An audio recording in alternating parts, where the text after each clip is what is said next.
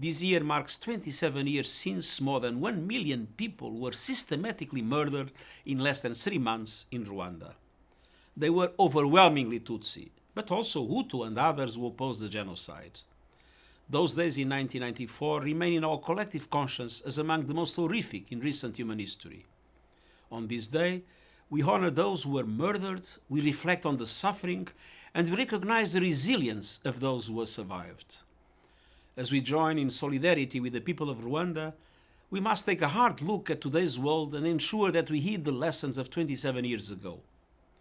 Today, around the globe, people are threatened by extremist groups determined on boosting their ranks through social polarization and political and cultural manipulation.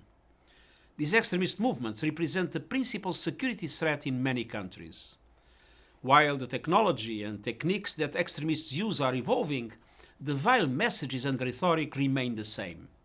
The dehumanization of communities, misinformation, and hate speech are stoking the fires of violence. The COVID-19 pandemic underscores the urgency of addressing deepening divides.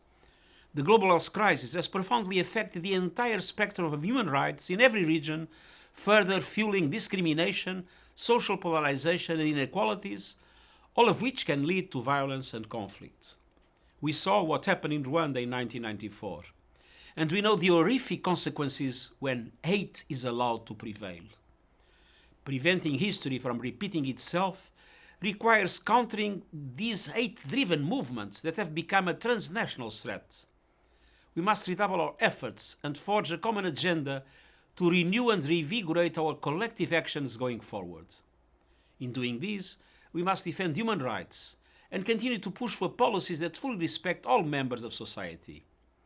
Rwanda experienced one of the most painful chapters in modern human history, but its people have rebuilt from the ashes. After suffering unspeakable gender-based violence and discrimination, Rwanda's women now hold more than 60% of parliamentary seats, making Rwanda a world leader. The people of Rwanda have shown us the power of justice and reconciliation and the possibility of progress. On this solemn day, let us all commit to building a world guided by human rights and dignity for all.